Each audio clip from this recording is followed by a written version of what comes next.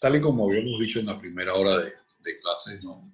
Ya vamos entonces a continuar dentro del módulo número 1 y en este módulo vamos a ver las siguientes temáticas. Vamos a ver cuáles son las normativas legales que fundamentan la salud animal en Panamá, cuál es el organigrama de la Dirección de Salud Animal, que es la que rige esta actividad en nuestro país, cuáles instituciones nacionales e internacionales son responsables de esta salud animal a nivel mundial, y qué es la cuarentena agropecuaria y cuáles son sus funciones y responsabilidades dentro de nuestro sistema productivo y dentro de la salud animal. Bueno, aquí ustedes pueden ver o el organigrama actual del MIDA, en el cual tiene a la Dirección Nacional de Salud Animal, que es una subdirección dentro de lo que es el Ministerio de Desarrollo Agropecuario. Vamos a estar claros. Salud Animal lo dirige el Ministerio de Desarrollo Agropecuario, no el Ministerio de Salud. Aunque hay hasta cierto punto una interacción entre ambos ministerios. Primero, porque la idoneidad del médico veterinario lo da el Ministerio de Salud y no precisamente el Ministerio de Desarrollo Agropecuario, como es en el caso de ustedes, que es el CTNA, ¿no? Ese es el consejo para los ingenieros agrónomos y es el que le otorga a ustedes la capacidad para poder ejercer como ingenieros agrónomos. Y no solamente los zootecnistas, todo el ingeniero, todo el que diga en su título ingeniero agrónomo, ya sabe la especialidad que sea, pertenece al CTNA, en el Consejo Técnico, ¿no?, de la Agricultura. Vamos a estar en esto, vamos a tomar esto en serio, ¿no? Porque hay una gran diferencia, aunque tenemos cosas comunes, el ingeniero agrónomo zootecnista y el médico veterinario, pero la formación del médico veterinario está más bien dirigida a lo que es salud, está no producción. Y esto hace de que a veces haya, ¿cómo se dice?, cierta tirantez entre ambas profesiones, y no debería de ser así, ya que los dos tenemos que engranar en un colectivo, que es lo que va a garantizar la producción de alimentos para el ser humano, para la humanidad. Y a veces se piensa de que el médico, porque es médico, sabe más, es mejor que el ingeniero zootecnista, o al revés. La realidad es que en la formación del ingeniero zootecnista tiene una importancia grandísima dentro de lo que son los sistemas de producción animal. Y no, en ningún momento tienen que conspirar uno contra el otro. Y vamos a aclarar un poquito. Ingeniero. A mí a veces me dicen, ingeniero, por favor. Claro, porque estamos en una facultad donde todos son ingenieros agrónomos. Quizás que no seamos, o sea, médicos veterinarios, hay solamente dos médicos veterinarios. Está el caso del doctor Nader, que es responsable de salud. Y en mi caso, ¿no?, que aunque soy docente, mi licenciatura fue en medicina veterinaria. O sea, yo tengo el título de doctor en medicina veterinaria. O sea, eso es otra cosa. No confundamos doctor en medicina veterinaria, quiere decir que eres médico veterinario, con doctor en ciencias veterinarias. Son dos cosas diferentes. El doctor en ciencias es un grado académico, no un grado profesional. ¿Está claro? O sea, usted puede tener un doctorado y un doctorado generalmente te habla solamente de una parte del conocimiento en el cual tú eres bien ducho, pero en una parte. O sea, no quiere decir de que, por ejemplo, que yo tuviese un doctorado en ciencias pecuarias y yo fuera un ingeniero agrónomo zootecnista, no lo soy. Sería una parte de las ciencias pecuarias la cual yo estoy trabajando y tengo mucha experiencia, mucha especialidad o me especialicé en eso. ¿De acuerdo? Son cosas distintas. Entonces, si El caso nuestro, como le decía, los médicos veterinarios es el Ministerio de Desarrollo, el Ministerio de Salud, el MINSA, el que da la idoneidad. Y también porque el médico veterinario es el que certifica la calidad de los alimentos que son de consumo humano. Va a ser el que certifica también las enfermedades transmisibles hacia los humanos. Estamos hablando de qué? De enfermedades zoonóticas. Más adelante vamos a hablar de la clasificación de enfermedades y todo esto. Pero hay una interacción. Somos también, o tenemos la posibilidad de recetar medicamentos. Ustedes saben que si uno va a adquirir antibióticos o otros tipos de medicamentos controlados, si un médico humano no te da a ti la receta, tú no la puedes comprar.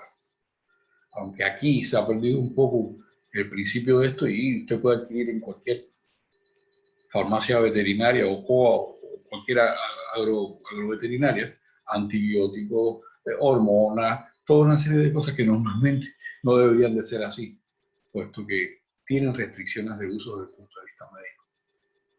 Ustedes saben que si yo aplico antibióticos en un animal, eso tiene un tiempo de retiro en leche y en carne. O sea que no se puede consumir ni la leche ni la carne del animal. En un tiempo determinado porque afectaría, ¿qué cosa? La microflora intestinal del humano, si lo consume. Entonces, bueno, más adelante tocaremos cada una de esas cosas. ¿Sí? Vamos a lo que nos ocurre. Decíamos que la subdirección de salud animal es la que atiende esta actividad dentro del Ministerio de Desarrollo Agropecuario. Y tiene 4 departamentos grandes y 2 subdepartamentos también dentro de esa cadena. El primer departamento es el Departamento de Vigilancia e Información Epidemiológica o episodiológica.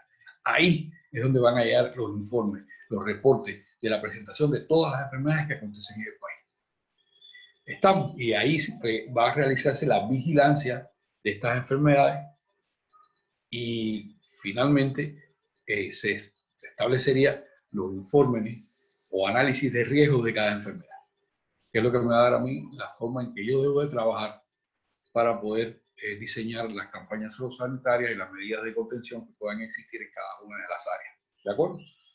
Ok, está el otro departamento, que es el departamento de campañas zoosanitarias. ¿Qué son las campañas zoosanitarias? Ok, son programas de lucha que van encaminados a erradicación o control de determinadas enfermedades. Por ejemplo, aquí hay campañas de erradicación de 2 enfermedades y 2 enfermedades que son de alto impacto, tanto en los animales como por ser zoonóticas también en humanos. Y esas enfermedades son la tuberculosis y la brucelosis.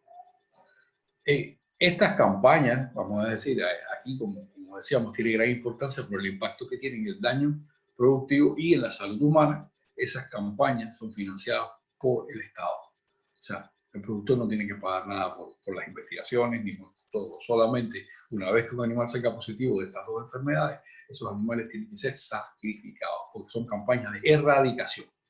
Hay otras campañas que son de control, como son la leucosis, como son la leptospirosis, ¿de acuerdo? Esta y como son las rabias, todas estas enfermedades también son de control y que tienen programas por parte del Estado. Tenemos otro departamento que es el Departamento de Acreditación y Registro. Ahí es donde se van a acreditar y certificar aquellas personas que van a trabajar dentro de los laboratorios, ya sea de diagnóstico o sean los laboratorios de pruebas, toxicología, etc. Y también van a estar los registros y controles de las empresas. Ahí es donde se da la certificación de libre tal cosa, de que tú tienes una lechería, esa lechería está certificada. Y también es donde desarrolla el control y la entrega de los carnets de manipuladores de alimentos para el caso de las lecherías o de los mataderos o pasteurizadoras. Toda persona que trabaja ahí tiene que tener un certificado de salud, como aquellos que trabajan también desde la misma sala ordeña en la lechería. Y ese es el departamento que tiene que ver con esto.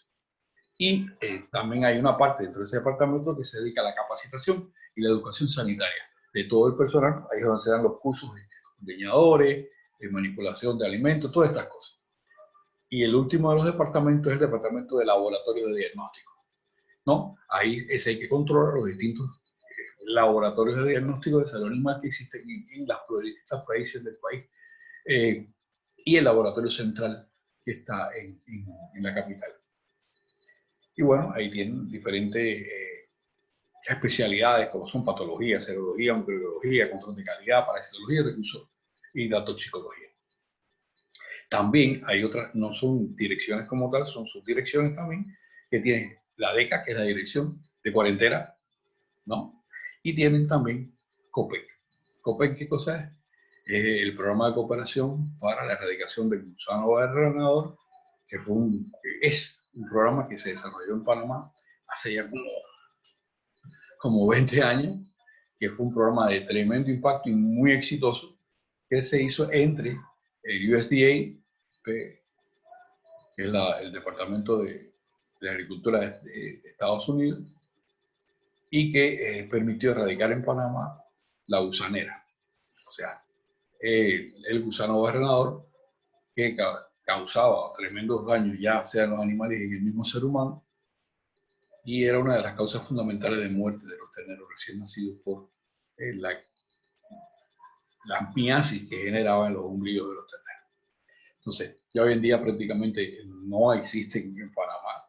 O sea, todavía está la planta de producción de machos irradiados, esa mosca que ustedes han visto que tiene como un átomo hacia alrededor.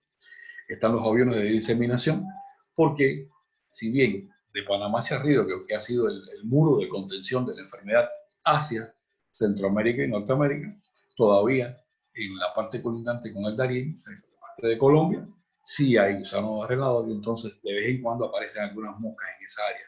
Y hay que ir nuevamente a diseminar moscas irradiadas para evitar que se reproduzcan y vuelvan a colonizar nuestro país y sigan subiendo por todo el istmo centroamericano. ¿De acuerdo?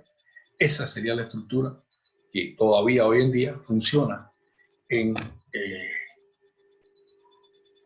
el Ministerio de Desarrollo Agropecuario para la Salud Animal. Entonces, bueno, esta dirección tiene una formación legal donde viene todo, está establecido por la ley en el año 56, estamos hablando que hace 64 años que esta dirección, esta ley para crear la Dirección Salud Animal se ejecutó, están bien normados sus objetivos, las funciones que tiene y por cada uno de los aspectos. La cuarentena, que para nosotros, hablar de la cuarentena es algo extremadamente importante, porque como todos conocemos, cuarentena es precisamente lo que me permite a mí la barrera de entrada de enfermedades al país y la diseminación en el territorio nacional, que tiene que estar ubicada en las fronteras que tenemos nosotros, aéreas, marítimas y terrestres, ¿okay? En los tres niveles, en los aeropuertos, en los puertos y en las fronteras terrestres, ya sea a los dos lados, este-oeste, este con Colombia, oeste con Costa Rica. Ahora bien, hay una organización que yo estoy seguro que todos ustedes han visto carros con este logo puesto en la puerta. Este logo significa OIRSA, Organización Interregional de Salud Animal.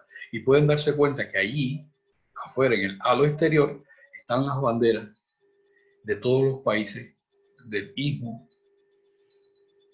centroamericano.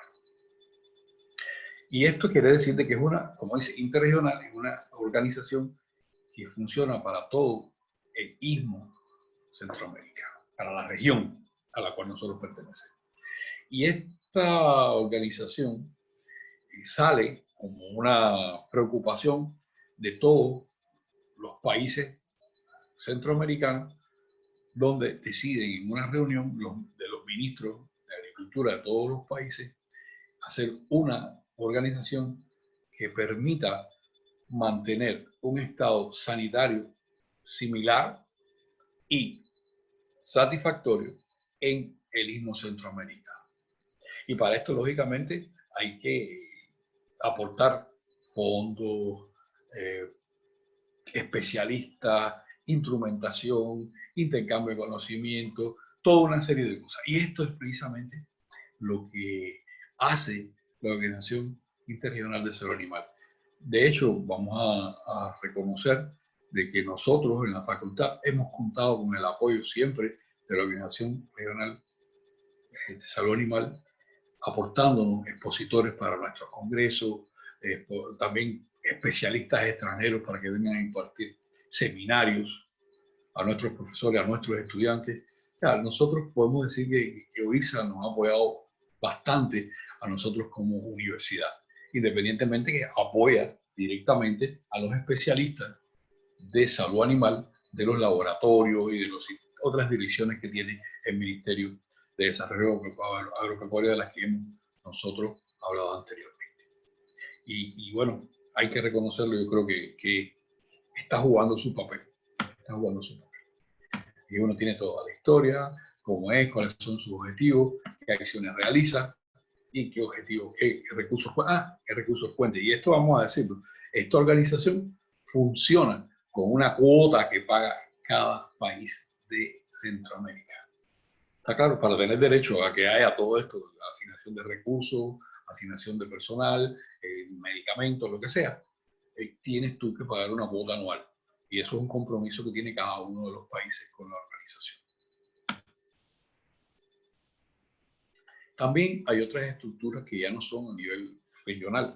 Hablamos a nivel nacional, habíamos mencionado Ministerio de Desarrollo Agropecuario con su dirección de salud animal. A nivel regional, habíamos hablado de qué? De la Organización Interregional de Sanidad Animal, que tiene que ver con el Istmo Centroamericano. También hay un departamento en la Organización de Estados Americanos, en la OEA, que tiene que ver con la agricultura, a la cual también Panamá es dignataria. Y ya a nivel mundial tenemos la FAO que pertenece ¿a quién? A Naciones Unidas, y es la Organización de Alimentación y Agricultura de las Naciones Unidas. ¿Ok? Y esta organización también aporta a todos los países miembros de Naciones Unidas recursos económicos, instrumental, programas de desarrollo, entrenamiento e incluso especialistas, si es así la necesidad que requiere un país para determinada actividad. O sea, que la FAO a través de Naciones Unidas, en la cual cada país también que es miembro tiene que aportar su dinero. No piensen que ninguna organización de estas son de gratis. Cada país tiene que dar una aportación que tiene que ver con el producto bruto que genera cada país. De esa ganancia de dinero hay una parte, un porcentaje pequeñito, pero un porcentaje que tiene que darlo a Naciones Unidas, y que esto se reparte en las distintas organizaciones de Naciones Unidas, ya sea UNESCO, FAO, todas las que la conforman. ¿De acuerdo? Entonces, la FAO, como les decía, también hace más o menos lo mismo que hace OIRSA, pero FAO es para todo el mundo. ¿De acuerdo? Para todo el mundo. También está ahora algo que sería el núcleo o el centro de toda la salud animal a nivel mundial, que es la Organización Mundial de Sanidad Animal. Hay una Organización Mundial de Salud que todos estamos oyendo hablar de eso, la OMS, ahora con todo lo de la pandemia esta del COVID-19, también hay una organización igual, OMS-A, o sea, Organización Mundial de Salud Animal. ¿De acuerdo? Anteriormente esto se llamaba Oficina Internacional de Epizootias, pero una oficina también de naciones que pertenecía a Naciones Unidas, que tiene que ver con las epidemias. Epidemias en animales se llaman epizootias. ¿De acuerdo? Con las epizootias. Y esta oficina radica en París, y la misma es la que tiene que recoger, pero no los informes de presentación de enfermedades de cada país del mundo. Y tiene toda la estructura para apoyar a la erradicación de las enfermedades. Y otra cosa muy importante, que es el lugar donde usted puede acercarse para saber qué estado sanitario tiene desde el punto de vista de salud animal cada país. Por lo tanto, esto se imbrica también con otra organización, que es la OMC, Organización Mundial del Comercio. Porque si usted quisiera importar semovientes, o sea, animales para reproducción, quisiera importar semen o embriones, tiene que conocer qué estado sanitario tiene el país del cual usted va a obtener esto. Porque lo que nosotros tenemos que garantizar siempre es que yo no puedo mejorar mi condición de salud en mi rebaño, en mi país. O sea, yo puedo traer aquí animales con enfermedades, sí, animales con enfermedades que yo poseo, porque si las poseo yo no estoy trayendo nada nuevo. Está claro, yo tengo mi programa de lucha contra esa enfermedad, pero si yo estoy introduciendo animales con enfermedades exóticas, enfermedades que yo no tengo, entonces tranquilamente estoy afectando seriamente mi estado sanitario. ¿De acuerdo? Y esto yo lo puedo conocer a través de los reportes de la Organización Mundial de Sanidad Animal. No decíamos que dentro de MIDA había una subdirección que tenía que ver con el reporte de epidemiología y fisiología, ¿no? Esa es la que tiene que informarle a la OIE. Y ellos remiten sus libros mensuales y un reporte anual donde está la situación sanitaria de cada país del mundo. ¿Ok? Entonces, como decíamos, a la OMC es la Oficina Mundial del Comercio, y es la que me obliga a mí a realizar el intercambio comercial con todo el mundo. Y para comerciar tienes que ser miembro de esa organización, si no, no puedes tener comercio. Pero hay una realidad. Hay veces que hay, como se dice, acuerdos comerciales con determinados países que te quieren obligar a que tú compres productos de esos países, y que obviamente eso traería como consecuencia de que si tú compras de allí, los tuyos, ¿dónde quedarían? Entonces viene lo que es el dumping, todo el pulseo que afecta la economía agropecuaria. Y entonces, ¿cómo tú puedes, si estás metido en ese negocio donde supuestamente todos tienen que ser iguales? Y yo le voy a poner un ejemplito para que tengan una idea. Por ahí te hablan de que competencia, toda la competencia tiene que ser igual, bajo las mismas reglas. Todo eso es muy bonito. Pero yo les voy a hacer una pregunta muy sencilla. ¿Ustedes creen que la mano de obra, por ejemplo, de un productor lechero en Estados Unidos pueda producir el litro de leche más barato que el nuestro? No, más nunca. Porque ¿cuánto es el salario de allá? ¿Cuánto es el nivel de vida? ¿Cuánto cuesta los seguros? Todas las cosas de una estructura en Estados Unidos cuestan un platal.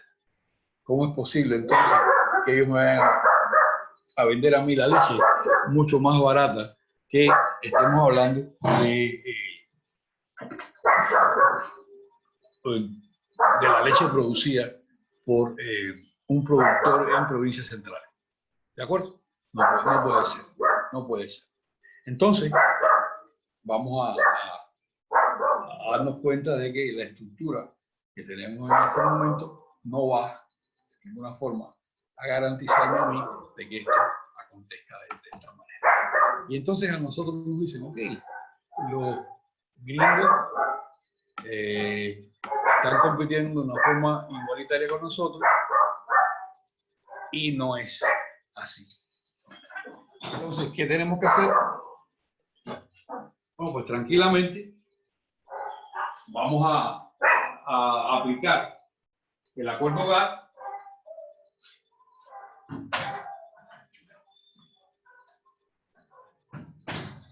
que es un acuerdo que me permite utilizar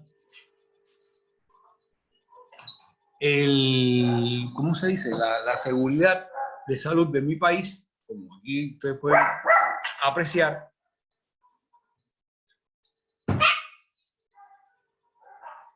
y dice así: los gobiernos aceptan el hecho de que las medidas sanitarias y fitosanitarias pueden acarrear restricciones al comercio. ¿Estamos claros? Si yo digo ahora de que ahí en el lugar ese, Estados Unidos, en la lechería esa, hay, por ejemplo, brucela o hay otra enfermedad, yo no voy a tener esa enfermedad para Panamá. Y puedo entonces hacer restricciones que me permitan a mí decir que yo no lo traigo porque yo estoy protegiendo la salud de mis rebaños y de mis personas en el país, así que no voy a importar de ese lugar. Eso es el acuerdo GATT, el acuerdo sobre aranceles. Y entonces, ¿qué puedo hacer? Pongo aranceles más altos y sencillamente no traigo esos productos de ese país. ¿Estamos? Eso es el acuerdo GATT. Y eso es lo que nosotros tenemos que aplicar y exigirle al Ministerio de Desarrollo Agropecuario y a la hora de establecer las políticas de importación hacia Panamá. Ahora bien, hay una serie de conceptos que nosotros tenemos que manejar dentro de lo que es algo animal. Y tenemos, que habíamos hablado, si estamos hablando del humano, estaríamos hablando de epidemiología. Epidemiología es la ciencia donde me va a determinar a mí cómo se mueven las enfermedades y cómo voy a hacer para que las mismas no me afecten a mí, no solamente al rebaño animal, sino también aquí, no me afecten a mí, a el ser humano. En el caso de aquellas enfermedades que son de qué tipo, las enfermedades zoonóticas, que no son menos importantes. Quizás pudiéramos decir que las enfermedades de más impacto, dentro de lo que nosotros tenemos que tener mucho más cuidado, son aquellas en las cuales hay transmisión del humano a los animales y de los animales a los humanos.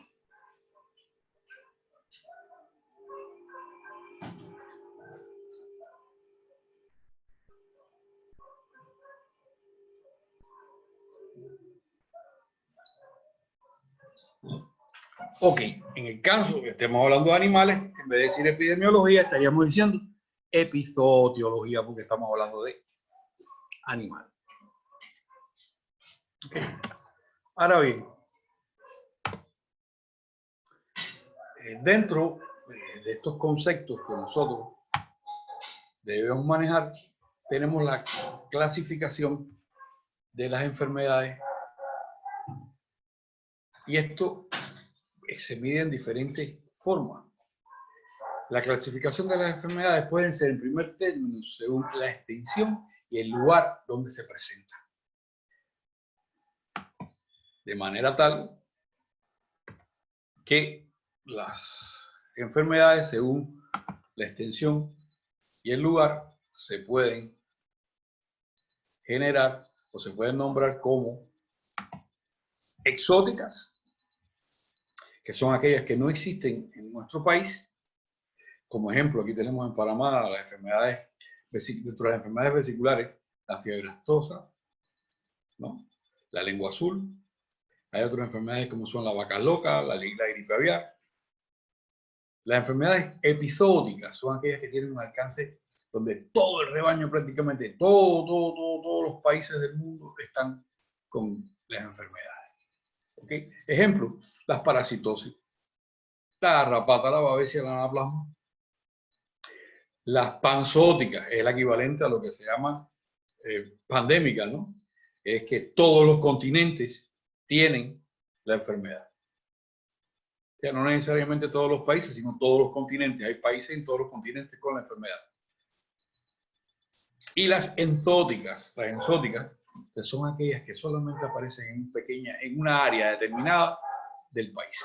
Ya no están diseminadas en todo el país. ¿Está claro? Por ejemplo, aquí tenemos en Panamá ahorita la brucelosis que se encuentra en algunas explotaciones aquí en la provincia de Chiriquí y otras explotaciones en Veragua y en Cocle. Y el resto del país está libre.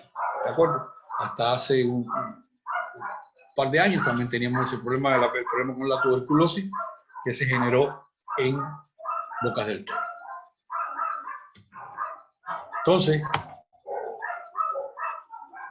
desde el punto de vista de la clasificación de las enfermedades, según su hospedero, tenemos aquellas que son zoofílicas. Quiere decir, zoofílicas. Fílica es afinidad. Entonces, estas solamente tendrían afinidad, ¿por qué? Por los animales. ¿Están? Las zoonóticas, entonces, sí, son aquellas enfermedades que tienen presentación en ambos, tantos animales como humanos. Y las emergentes, que son enfermedades conocidas en una especie animal que de repente aparecen en otra y también pueden aparecer en los humanos. Además, son enfermedades que no existían en un momento determinado y que de repente sí van a aparecer. Y que, ejemplo de esto, tuvimos la N1H1, la N5H1 y ahora estamos con el COVID-19, que también es una enfermedad que se supone que es de origen zoonótico.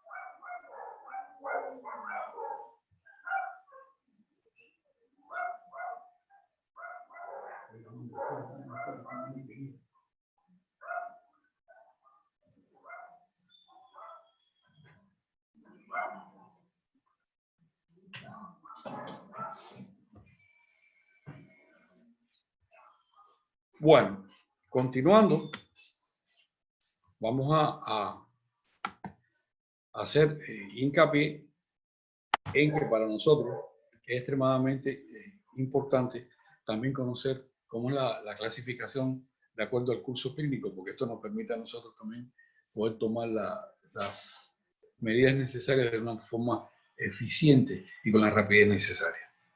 Decíamos que cuando, y es lo más frecuente, ¿no?, que nosotros no nos damos cuenta de que un animal está enfermo porque no hay la manifestación de sus síntomas y que al cabo del tiempo aparecen estos mismos síntomas. Y los animales o los seres humanos pueden estar diseminando o contaminando a los otros y nosotros no nos hemos dado cuenta, no hemos tomado las medidas para evitar este fenómeno. Y este estado en el cual no hay sintomatología es el curso latente de la enfermedad. Una vez que se establece toda la sintomatología completa que tú puedes clínicamente determinar sin necesidad de hacer ningún examen de que el animal o el individuo está enfermo y reconocer la enfermedad por su sintomatología clínica, es cuando él se encuentra en la fase sobreaguda. Estas dos que están aquí, sencillamente el animal está diseminando el agente etiológico y contaminando al resto de los animales. Ya en la forma aguda está establecida la enfermedad, quizás ya no con toda la sintomatología, pero ya pudiéramos decir que estamos saliendo de la enfermedad para llegar a la solución de la misma, o sea, llegar nuevamente a un estado de salud, o sencillamente que se me establezca la misma de una forma crónica. Forma crónica es cuando se intercalan periodos de salud y enfermedad, y entonces puede haber, después de ese estado de salud aparente, recidivas en las cuales vuelve a pasar el animal a una fase sobreaguda y vuelve a caer nuevamente en la crónica. Sobreaguda y crónica. Y entonces, si vemos esto, aquella parte, aquellos animales que están con la forma latente y la forma crónica, son los animales más difíciles de controlar, porque me van a estar diseminando la enfermedad y nosotros en un momento determinado vamos a pensar que ellos están en estado de salud aparente. ¿Estamos? Ahora bien, hay una clasificación también de las enfermedades que depende del agente etiológico que lo provoca, ¿no? ¿Cuál es la causa de la misma? De manera tal que tenemos aquí enfermedades que se clasifican como virales, producidas por virus, bacterianas, micóticas y parasitarias. ¿Estamos? Dentro de vamos a decir, de las parasitarias, también tenemos que, acuérdense que hay parásitos que son pluricelulares y parásitos que son unicelulares. En el caso de los protozoos, ¿verdad? Como es el caso de la babesia y el trypanosoma. Las coccidias y otros agentes también unicelulares. Hay otras enfermedades que no quedan ni virales, ni bacterianas, ni microbianas, ni parasitarias, son enfermedades de origen